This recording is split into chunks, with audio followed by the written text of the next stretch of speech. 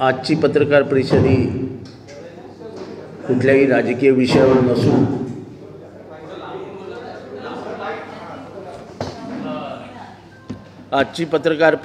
ही कुठल्याही राजकीय विषयावर नसून इलेक्शन कमिशननी किती निष्काळजीपणाने महाराष्ट्रातली निवडणूक हाताळली ह्याच्यावरती प्रकाश टाकणारी आहे।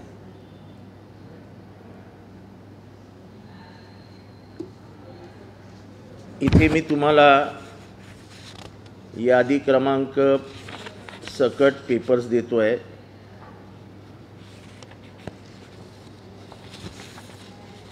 जवळजवळ 4000 नावं 1015, 1475, 931 आणि 1033 म्हणजे जवळजवळ 5000 नावं ही एका सिंगल पत्त्यावर आली होती। रशीद कंपाऊंड ही कशी माणसं शोधायची आणि कोणी शोधायची? खरं वोटिंग स्लिप देण्याचं काम हे निवडणूक आयोगाने स्वतःकडे घेतलं होतं। काही वर्षापूर्वी निवडणूक आयोगाच्या 20%ही चिठ्ठ्या पोचल्या नाहीत घरात। 6000 माणसांची यादी तुम्ही डायरेक्ट प्रिंट करता आणि त्याच्यावरती रशीद कंपाऊंड टाकून ठेवता। हे रशीद कंपाऊंड मध्ये राहणारे 6000 माणसं कोणी शोधायची? ह्यांचे पत्ते कसे मिळणार नावावरनं?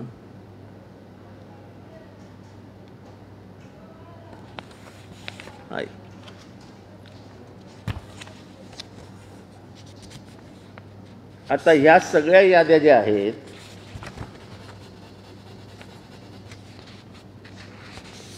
हे उदाहरणादाखल आणल्यात, अशा अनेक याद्या आहेत। या सगळ्या याद्या या 1500, 1400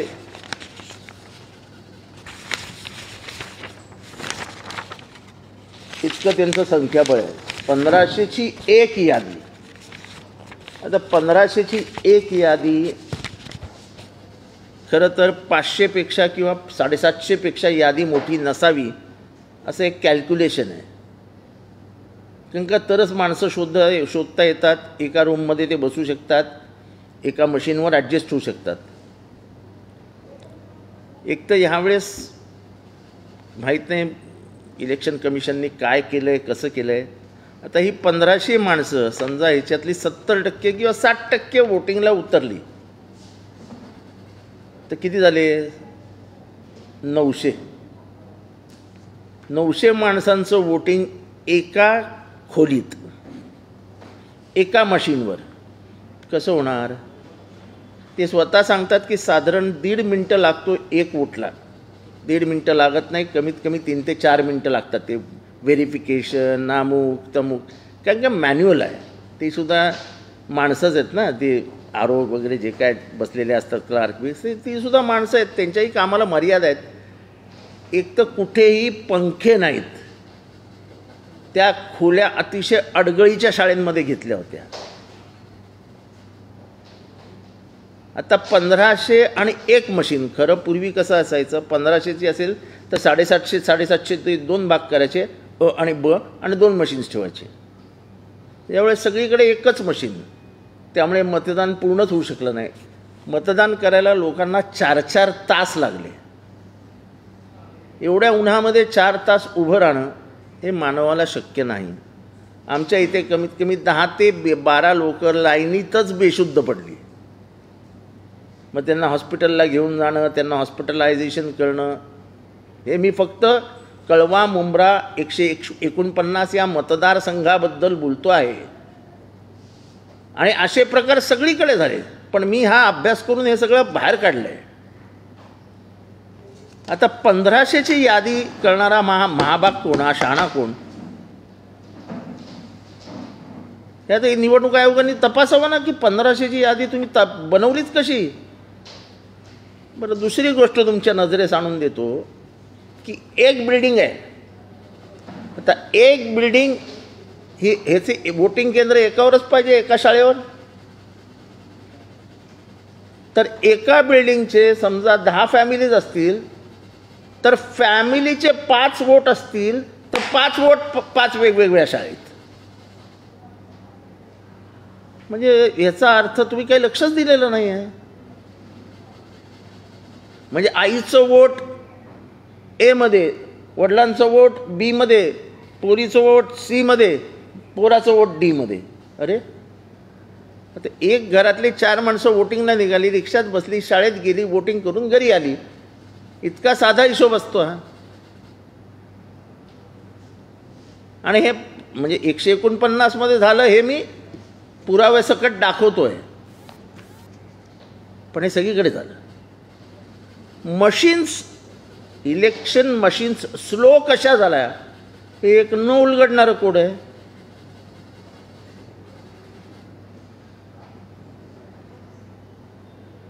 इलेक्शन मशीन्स जाणून बुजून स्लो केले गेले होत्या असं आमचं स्पष्ट मत आहे.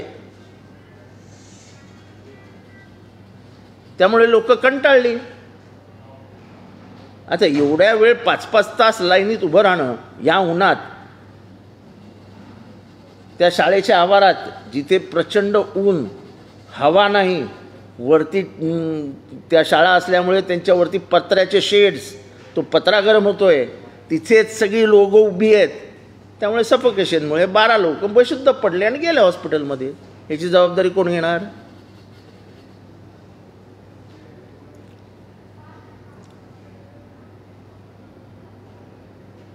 तेव्हा इलेक्शनचं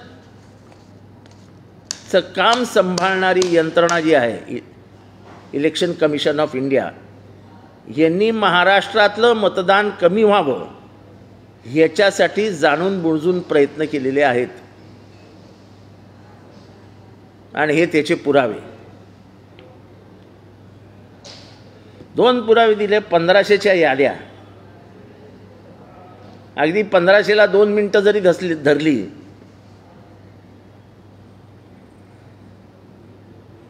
तर 1 मिनिटाला, 1 तासाला 60 होऊ शकतात. म्हणजे कितीही केलं तरी 10 तासात, 12 तासात 60, 600 ते 700 मतदान होतं 1500 मधनं. म्हणजे 50% पण नाही. आणि मग आम्ही बघतो आसाममध्ये 78%, बेंगॉलमध्ये 79%. तेव्हा महाराष्ट्राचं हे लक्षातच येत नाही की हे असला गोंधळ करून ठेवतात. शाळा निवडताना त्या भागाच्या जवळच्या लोकांना त्या जवळच्या शाळेत त्यांचं मतदान केंद्र असलं पाहिजे, हा साधा हे नियम आहे. असाही नियम आहे की election commission has to see the comfort of the voters. कुठेही पाणी नव्हतं प्यायला, कुठेही पंखे लावलेले नव्हते, कार्यकर्ते पाणी आणून देत होते. मग इलेक्शनचं काम काय? इलेक्शन कमिशनचं काम काय? काही ठिकाणी मशीन्स बंद पडल्या होत्या.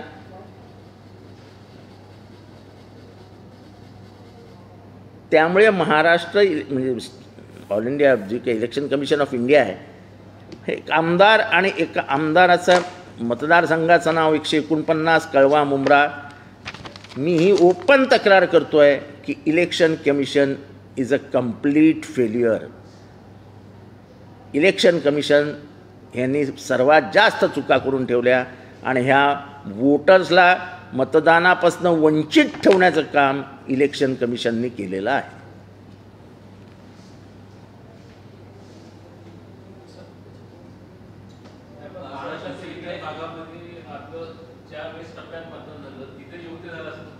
नाही, ते मी माझ्या मतदारसंघाचं लक्षात आणून देतो आहे. ज्याचं त्याचं काम आहे आपल्या मतदारसंघात काय झालं हे लोकांसमोर आणणं. हे माझ्या मतदारसंघात आलं, मी लोकांच्या समोर लगेच कालचा दिवस आराम दिला सगळ्यांना आणि आज मी आणलं. हे घ्या. आणि पुराव्यासकट आणलं. आता हे पुरावे आम्ही डायरेक्ट आता संध्याकाळी इलेक्शन कमिशनकडे कंप्लेंट जाणार आहे आमची.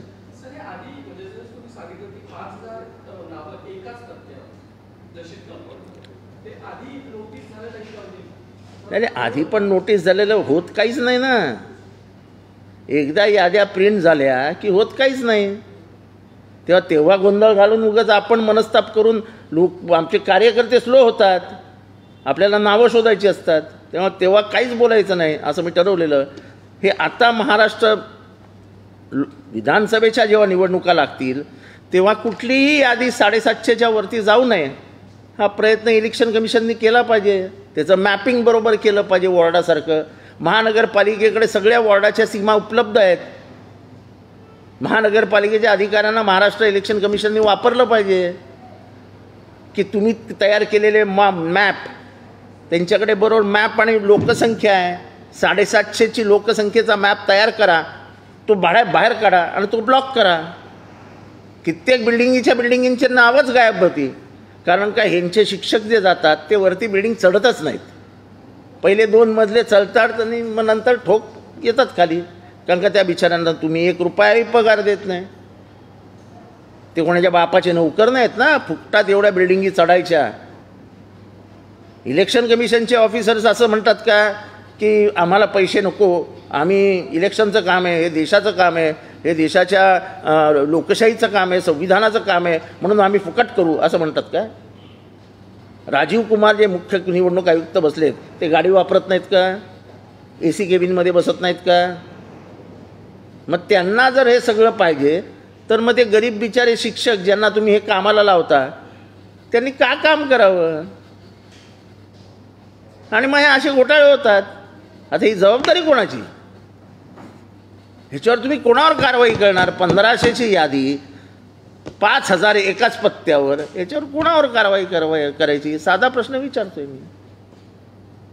अनेक मतदारांची नावं गहाळ झाली होती. ज्यांनी मागच्या वेळी मतदान केलं होतं त्यांचा यावेळी त्याचं कारण असं की ते सांगतात की आम्ही ॲडव्हर्टाईज करतो, तहसीलदार कार्यालयाच्या बाहेर यादी लावतो. ते कधी लावतात, ते कधी काढतात. मी आता माहितीचा अधिकार टाकला आहे की ह्या सगळ्या प्रक्रिया आपण करतानाच्या तारखा, आपण जाहीर केलेल्या तारखा आता लोकांना डिलीट मारून टाकलं. डिलीट मारलं म्हणजे काय केलं तर तुमचा माणूस गेलेला का घरी तपासायला? तरी डिलीट. तो माणूस गेल्यावर बघतो तर माझं नाव डिलीट. अच्छा, मतदार याद्या ह्या सुद्धा अंतिम मतदार याद्या ह्या निवडणुकीच्या 20 तारखेच्या असतील तर 12-13 तारखेला आल्या आहेत. खरं मतदार याद्या हे ज्या दिवशी निवडणूक जाहीर होईल त्याच दिवशी तुम्ही तुम्हाला जर सप्लिमेंटरी याद्या काढायच्या असतील तर त्याच्यानंतर काढा ना, ते वेगळा याद्या करा. त्या सप्लिमेंटरी मेन यादी सगळ्या एकात एक घालून देतात वाटून. त्याचा गोंधळ होतो. जर तुम्ही आम्हाला मतदार यादी मतदान ज्या दिवशी म्हणजे निवडणुकी ज्या दिवशी घोषित होईल त्या दिवशी दिली तर आम्हाला त्याचे हिस्से पाडता येतील, ते पत्ते शोधायला सुरुवात करता येईल आणि त्याच्यातनं आम्हाला पॉझिटिव्ह रिझल्ट मिळेल. 10 दिवसात तुम्हाला आम्ही सांगू शकू की तुम्ही एवढे नावं गहाळ आहेत. गहाळ होतातच कशी नावं? डिजिटल इंडिया म्हणायचं आणि नावं बसलेल्या मतदारांचे नावं गहाळ होतात. मी तुम्हाला अजून 2 उदाहरणं देईल की बिल्डिंग मागच्या वर्षी वोटिंगला होती, आज ही बिल्डिंगच गायब झाली. बिल्डिंग कशी गायब होते? याचा अर्थ तुमचे जे कोणी बघायला गेले होते त्यांनी बघितलंच नाही.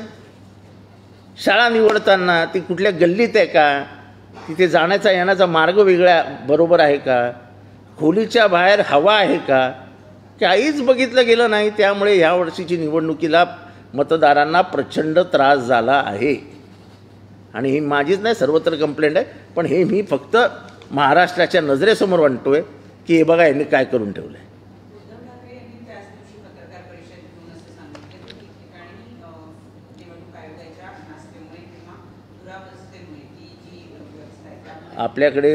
आपल्याकडे माझा 3 वाजताचा, 2 वाजताचा, 1 वाजताचा सगळे व्हिडिओज अवेलेबल आहेत. माझा प्रश्न असा आहे की त्या पत्रकार परिषदेनंतर देवेंद्र फडणवीस असतील किंवा भाजपच्या इतर नेत्यांनी असं म्हटलं की पराभव दिसतो आहे. पराभवाचा प्रश्न नाही हो, ही अकार्यक्षमता आहे. हा कुठल्या राजकीय पक्षावर आरोप नाही आहे. निवडणूक आयोग हे कुठल्या राजकीय पक्षाचं प्रतिनिधित्व करत नसतात. त्यांची बाजू घेऊन तुम्ही उलटे त्यांच्यावरती छाप मारतात की ते BJPचे आहेत. हां, हे मी दाखवते कोणाचं काम आहे? BJPचं काम नाही आहे. हे निवडणूक आयोग, तहसीलदार हे सगळे मिळून एकत्र मिळून सगळे कामं करत असतात. त्याच्यात कुठलाही राजकीय हस्तक्षेप नसतो. 1500ची जर लिस्ट आहे आणि मी सांगितलं तसं 2 मिनिटाचा एक मतदार पकडा, 30 मतदार एका तासात होतील, 30 मतदार एका तासात झाले तर काय होईल रेट?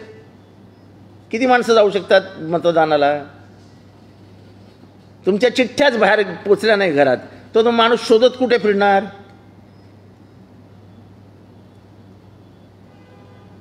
म्हणजे 4-4 किलोमीटर अंतरावरती तुम्ही जर बोटिंग त्यांचं बूट ठेवलं की तुम्ही बोटिंगला 4 किलोमीटरवर जा, कसं जाणार माणूस?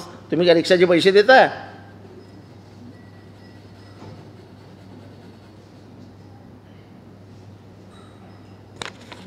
मतदान स्लो झालं हा पराभवासाठी नाही, ही अकार्यक्षमता दाखवतोय आम्ही. ह्याच्यातनं पराभव किंवा विजय दिसत नसतो.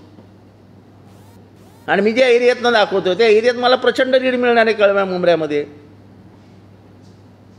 मी त्या लीडच्या भानगडीत नाही बोलतोय. मी हे सगळीकडे झालं, हे का झालं याची चौकशी झाली पाहिजे ना. मशीन स्लो कशा झाल्या? एवढे वर्ष आम्ही तक्रार केली नाही का? असं कधी घडलेलंच दिसत नव्हतं. 1500ची यादी पुरावा आहे ना, हा पहिलं पान आहे बघा.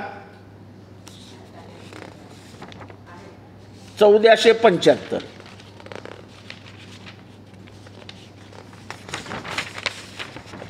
1033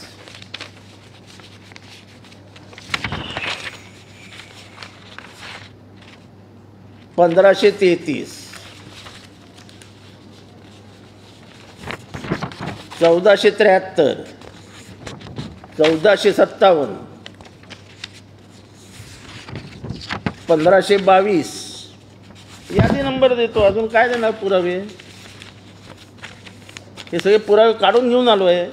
मतदार यादी 2024 S13 महाराष्ट्र हे बघा. अजून काय पुरावे देऊ? त्यामुळे अकार्यक्षम इलेक्शन कमिशन ऑफ इंडिया यांच्यामुळे महाराष्ट्रातलं मतदान कमी होतं. आम्हाला लाज वाटते की अतिशय दुर्गम भागात आसाममध्ये 78% मतदान होतं, झारखंडमध्ये 72-74% मतदान होतं, बेंगॉलमध्ये 75-80% मतदान होतं, आणि आम्ही 40च्या पुढे जातच नाही. 40, 42, 43, 44, 45, 52, 54 बस इथेच अडकतो. मतदान सुटसुटीत सरळ झालं, चिठ्ठी वेळेत मिळाली तर तेवढा माणूस तयार होतो. तो नाव शोधायलाच त्याची धावपळ असते. मेरा नाम किधर है, मेरा नाम किधर है, मेरा नाम किधर है.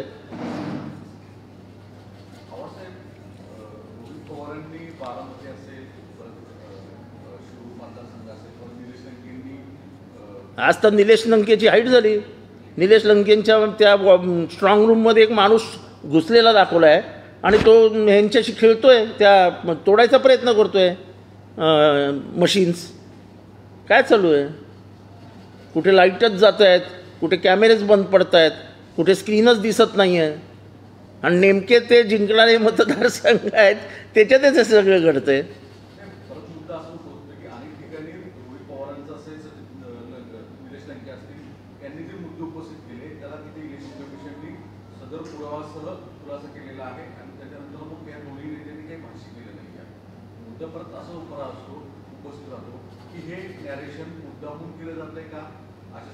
हे बघा, निलेश लंकेंनी जो आरोप केला आहे तो पुराव्यासकट केला आहे, त्याचा व्हिडिओ टाकला आहे.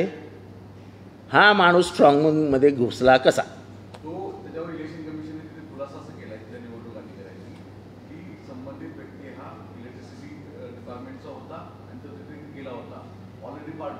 असं आहे की तुम्हाला कुठलाही माणूस पाठवायचा असेल आतमध्ये तर तुम्ही संबंधित पक्षाच्या प्रतिनिधींना कळवायचं असतं, त्यांना सांगायचं असतं की हा माणूस आतमध्ये जाणार आहे.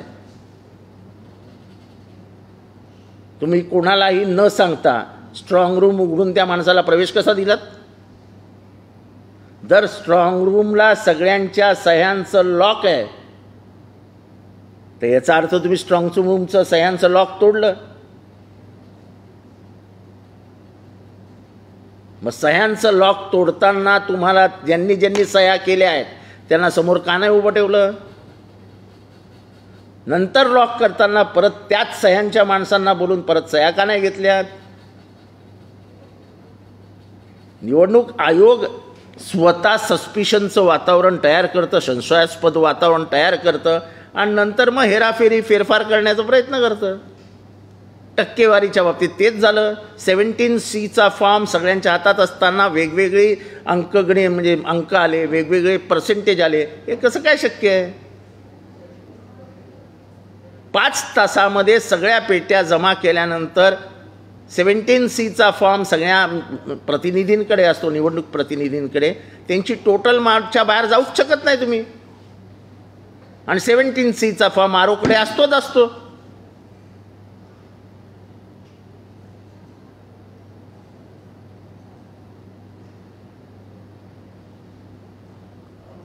प्रशांत किशोर यांनी सांगितलं आहे की भाजप देशामध्ये 303 च्या वरती जाईल असा त्यांचा अंदाज आहे. या अंदाजावर तुमची काय प्रतिक्रिया आहे? ते प्रशांत किशोर आहेत, ते काही अंदाज देऊ शकते.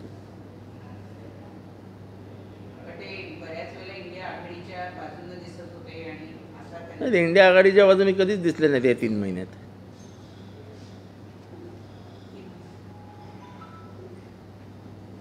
ते महिन्याला रंग बदलतात, त्याच्यामुळे. एक दुसरा मुद्दा आहे की पुण्यामध्ये जे हिट अँड ट्रायल केस झालेली आहे तर त्यामध्ये काही राजकीय लोकांनी असं केलं म्हणून बिल्डरच्या मुलाला वाचवायचा प्रयत्न झाला. आधी सांगितलं की कलम 304 लावले, नंतर सांगितलं की 304 कलम नव्हतं. ज्या बातम्या येत आहेत, जे काही कानावर पडतंय, आपल्या मुलांना ताब्यात ठेवण्याची जबाबदारी आईवडिलांची असते. लहान पोरगा गाडी घेऊन बाहेर पडतो, त्याच्या हातात चावी द्यायची की नाही हे वडिलांनी आणि आईने डिसाईड करायचं असतं.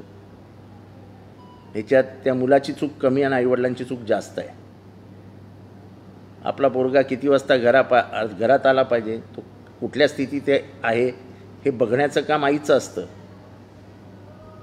त्याच्यामुळे त्याच्याबरोबर जी पोरं पार्टी करत होती त्यांच्या वडिलांनी पश्चाताप करून घ्यावा. मला कोणाचं नाव नाही घ्यायचं आहे. राहुल गांधी ने भी ट्वीट किया है. उन्होंने कहा है कि जो ऑटो वाले होते हैं या फिर ट्रक वाले होते हैं उनको काफी ज्यादा सजा मिल जाती है.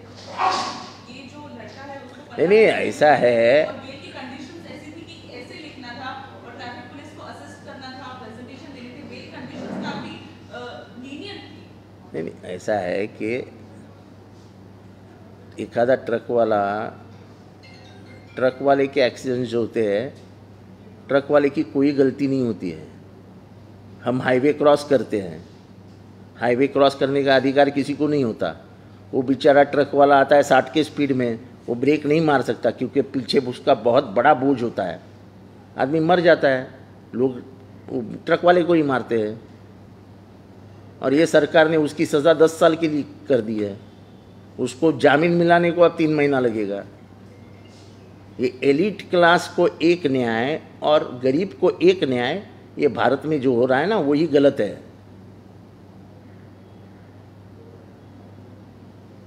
कितने इलीगल पब्स है, कितने इलीगल पब्स है, उसके ऊपर कुछ कार्रवाई. तो इस पूरे मामले में ये है कि राजेश तनपुरे हैं आपकी काफी सहयोगी, पत्नी अगर ट्वीट करती है ये कहती है इसको जो लड़कों का ग्रुप था जो सीसीटीवी देखो मेरे को वो इस तरीके से एक माँ, हरास करा. मैं प्राजक्त तनपुरे को इसमें बाजू में हटाऊं. प्राजक्त तनपुरे में का इससे कोई लेना देना नहीं है.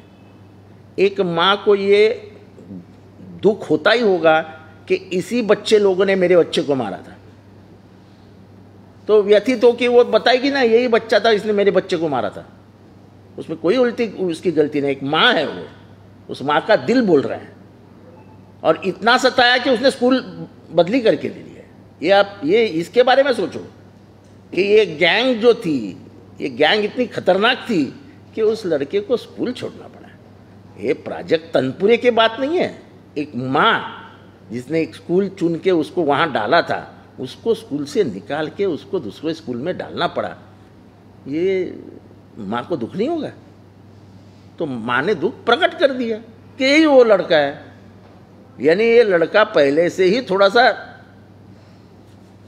मस्तीखोर था, मस्ती करता था. केस में काफी ज्यादा लूपहोल्स है. उस लड़के का एज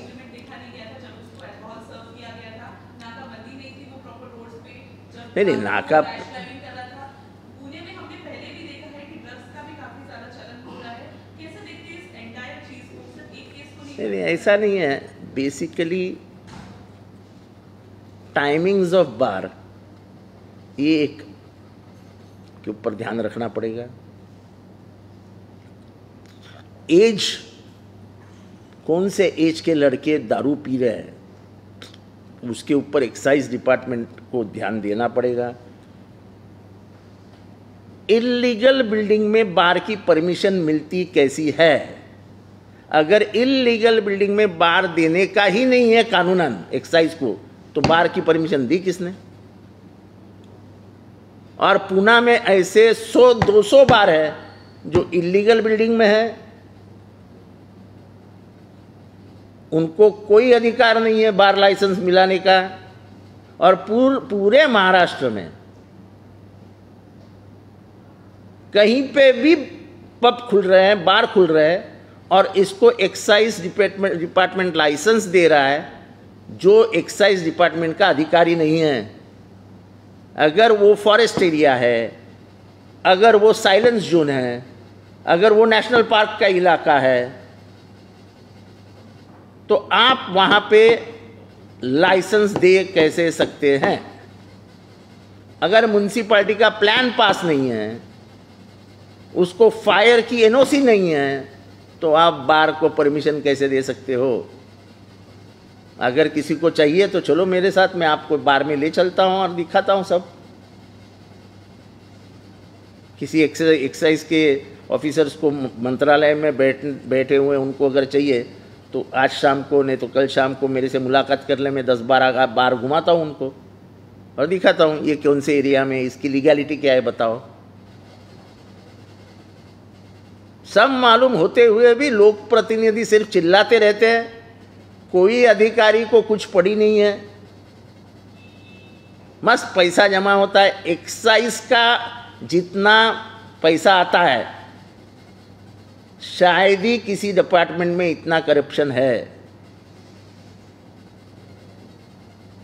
इल्लीगल बिल्डिंग्स में तुम लोग बार लाइसेंस देते कैसे हो?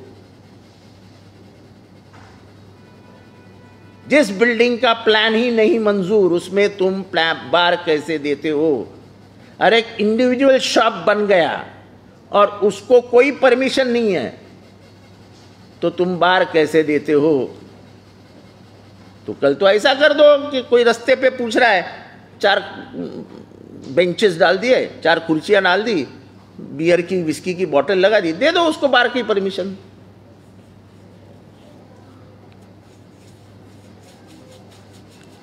ये लंबा विषय है। मैं इलेक्शन कमीशन के लिए आया हूं, बार के लिए नहीं आया हूं। नहीं तो मेरा इलेक्शन कमीशन का विषय बाजू में जाएगा और बार का विषय आगे आ जाएगा।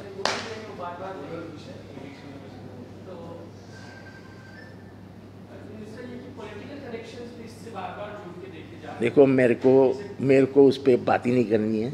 मेरे को इलेक्शन कमीशन की जो गलतियां हैं उसके ऊपर ही बात करनी है, ताकि इलेक्शन कमीशन के और महाराष्ट्र के नज़र में आ जाए कि ये जबरान ज़बरदस्ती ये गलतियां की गई हैं और इसके लिए जिम्मेदार इलेक्शन कमीशन ऑफ इंडिया है।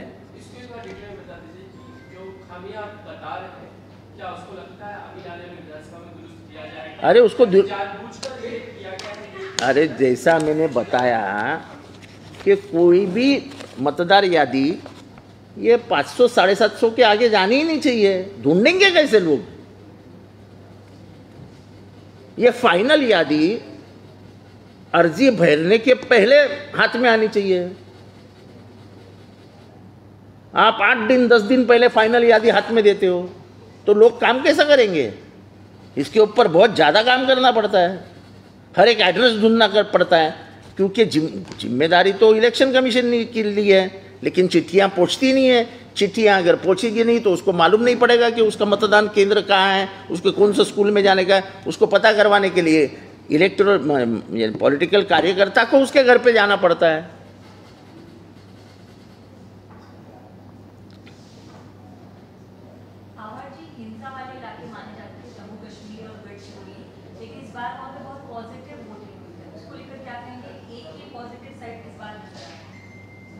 अच्छा है ना, जो हुआ वो अच्छा के अच्छे के लिए हुआ, जो हुआ अच्छा ही होगा।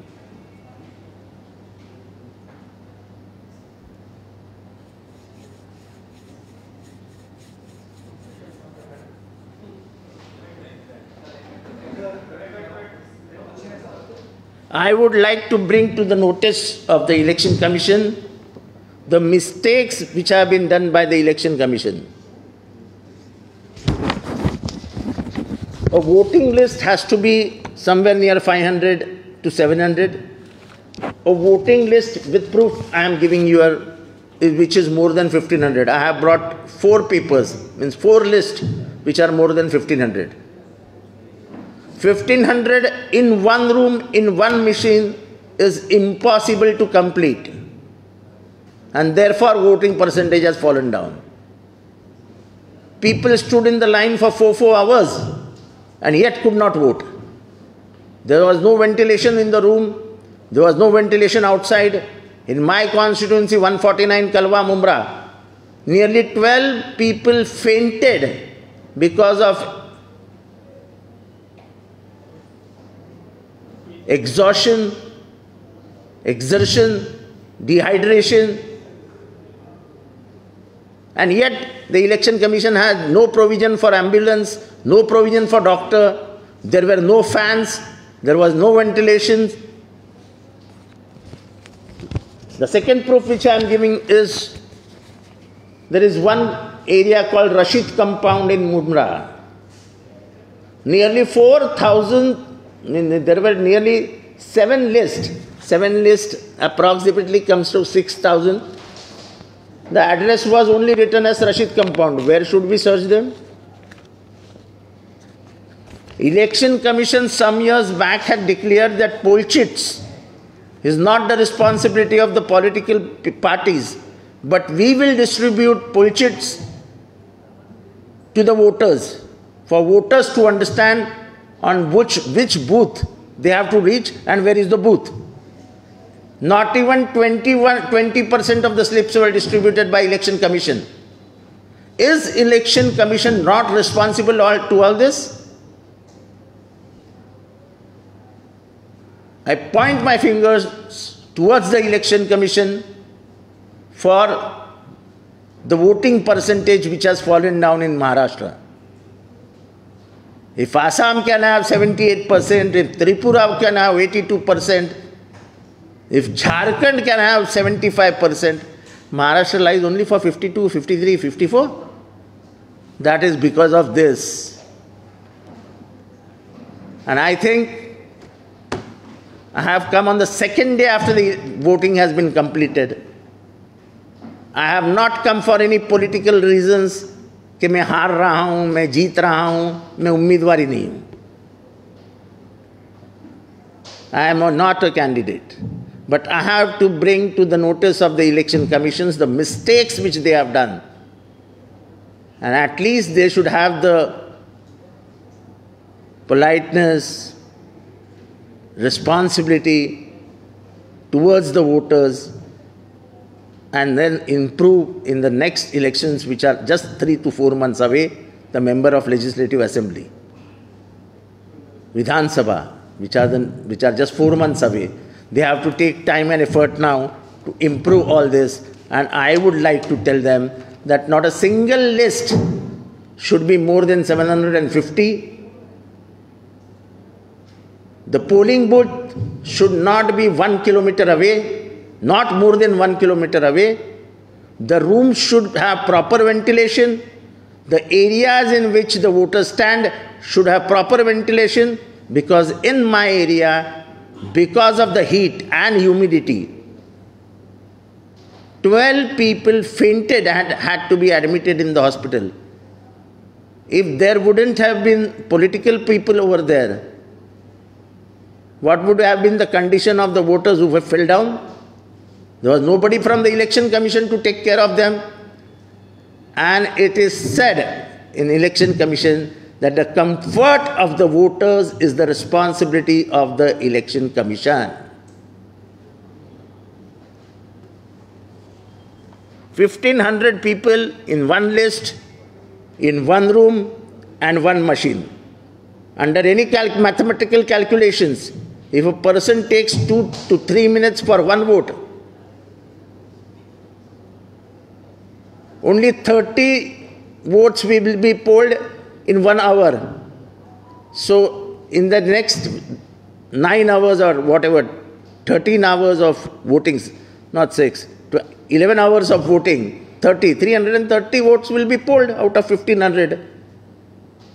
That is not even 25%. So this is the failure of the Election Commission and hurts the right of the voters to vote, the fundamental right as per the Constitution.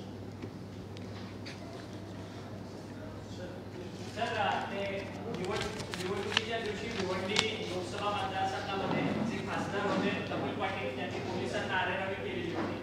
Video प्रसार माध्यमांमध्ये व्हायरल झालेला होता. त्यानंतर आता त्यांच्यावरती गुन्हा दाखल झालेला आहे. आता सगळं समोर आल्यावरती मी त्याच्यावर काय बोलावं. पण माझी केंद्रीय मंत्री यांनी तिथे उभे असलेल्या एका इतर मागासवर्गीय कर्मचाऱ्याला शिव्या देणं हे मला वाटतं अशोभनीय होतं. कारण काय ते पोलिसांची काहीच चूक नसते. इलेक्शन प्रोसेसमध्ये पोलिसांचं काही कामच नसतं. फक्त उभं राहणं एवढंच पोलिसांचं काम असतं. तेही उन्हातानात एवढ्या 47 डिग्री टेम्परेचरमध्ये ते बिचारे पोलीस उभे होते. आणि मी आजही सांगतो, पोलिसांचं इलेक्शन कमिशन इलेक्शनमध्ये काही काम नसतं. राजकीय हस्तक्षेप सत्ताधारी करायला लावतात म्हणून पोलीस येतात. नाही तर पोलीस कधीही इलेक्शन कमिशनच्या लफड्यात येत नाहीत. हे वर्ण दबाव येतात, हे तिथे याला बाहेर काढा त्याला बाहेर काढा, त्याच्यात नाही लफडी होतात.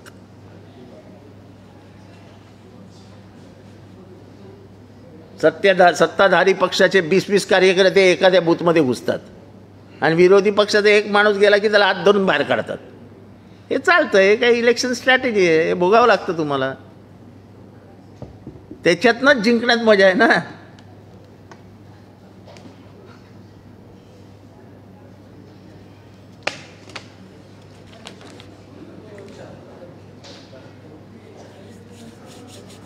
झालं, संपलं आपलं. जय हिंद, जय महाराष्ट्र, जय भीम.